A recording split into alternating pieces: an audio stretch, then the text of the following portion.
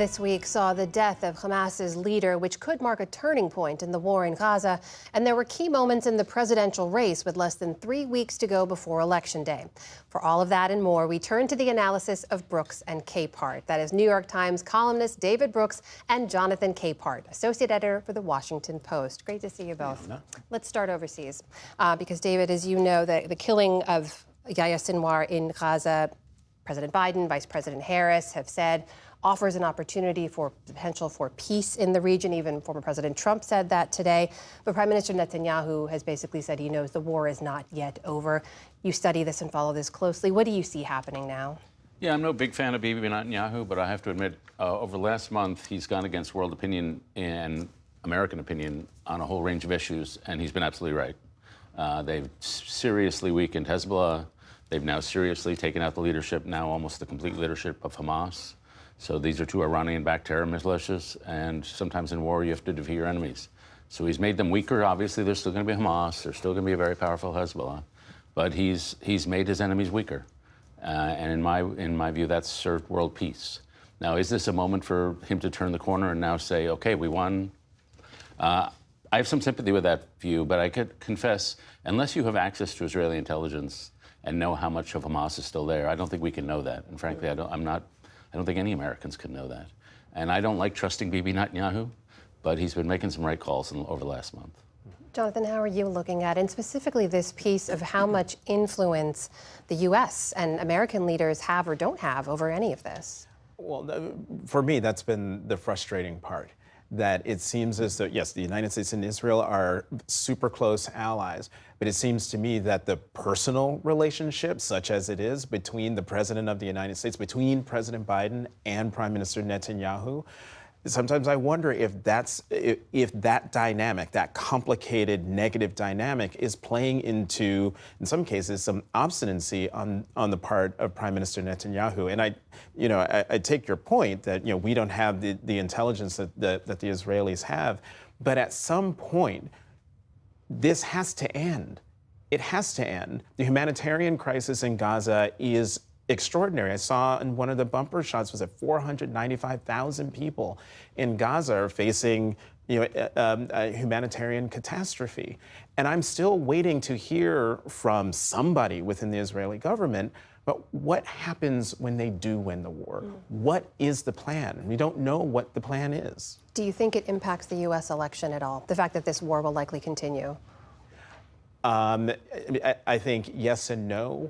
No, because broadly speaking, Americans don't really care that much about foreign policy. Yes, because the people in Michigan really do care about this issue. David, do you agree with that?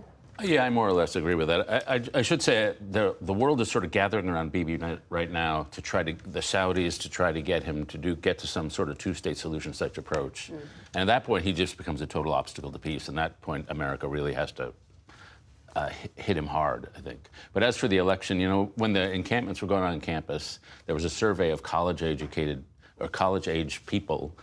Where do you put the Middle East on your list of concerns? And it was 14 out of 50. Yep. So I agree with Jonathan on the political impact, which is not big.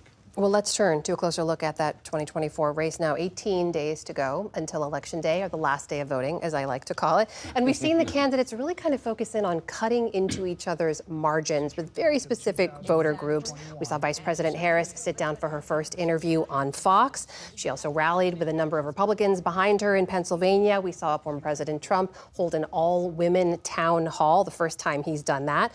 Jonathan, what does all of this tell you about the state of the race right now, and also how the candidates performed in those venues? We don't have enough time for me to answer your question on that. Look, we are in the last 18 days.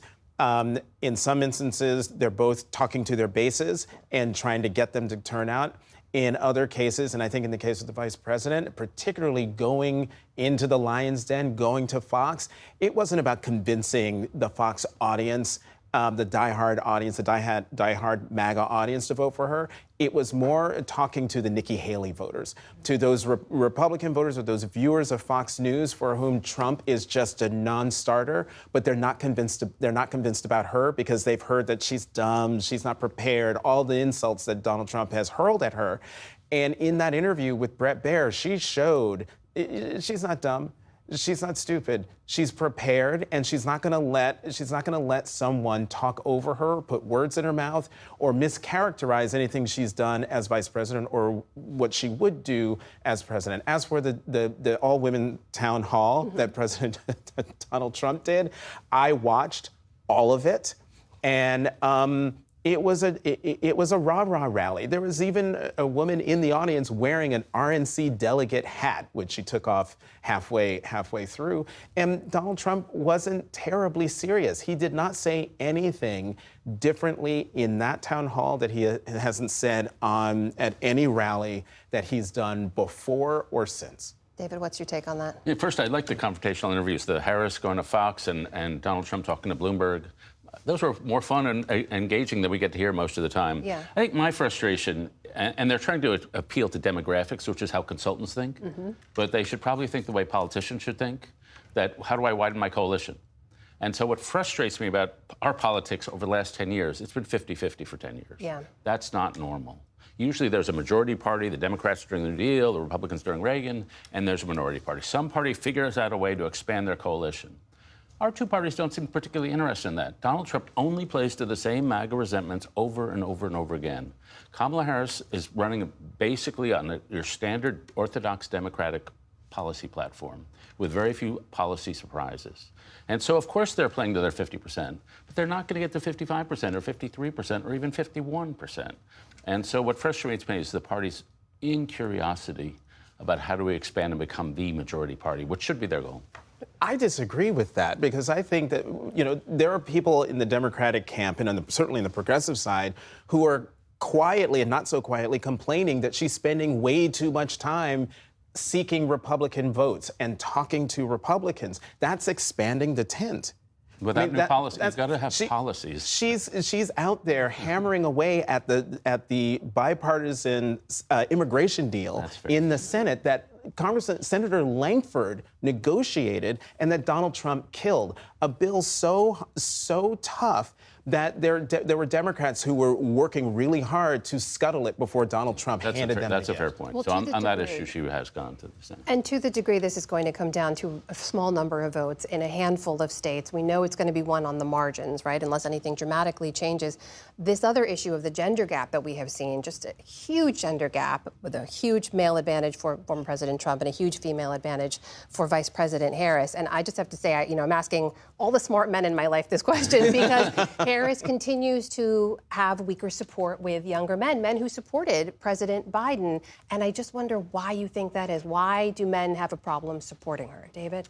Yeah, well, young men have been drifting away from the Democratic Party for a long time, and that's especially accelerating. And I don't want to downplay the role that sexism may play here, but young men have lower graduation rates, lower grades, lower workforce participation rates, higher unemployment. Young men have been suffering and struggling over the last 10 years in an accelerating form. And so if you're alienated, Trump is sort of your meal ticket. And if you're alienated, well, the number one predictor of whether a young guy is going to go Democrat or Republican is this question: do you like Joe Rogan? And so there's a podcast industry serving these young guys, and it tends to be pretty conservative industries, ramping all the way to the insane Andrew Tate.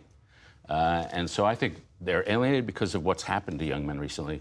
There's this nutrition system that's feeding them some reinforcement, and it's pretty conservative. That Trump meal ticket is junk food. And I agree with you. I take everything that you say. I see all of what you're saying. But I also see what former President Obama was saying in that campaign office in Pennsylvania, when he was talking specifically to African-American men. But when you watch the whole clip, he also mentions Latino men, white men, Asian men, that this is a bigger issue, this concern, and not to downplay the role sexism plays into this. I do think it's part of it. And we can't just ignore it. We have to talk about it. So all those people who are tut-tutting President Obama for saying what he said, I applaud him for saying what he said, because we have to talk about it. Otherwise, we will never overcome it. 30 seconds left, Jonathan. Do you see that gender gap closing in these final 18 days before the election? Nah. No. It's going to remain where it is. You agree with that, David? It's been like a 16-year trend, so yeah. It's been a defining feature of this cycle, too. Gentlemen, always great to have you here at the table. Jonathan Capehart, David Brooks. Good to see you both. Thanks. Thank you.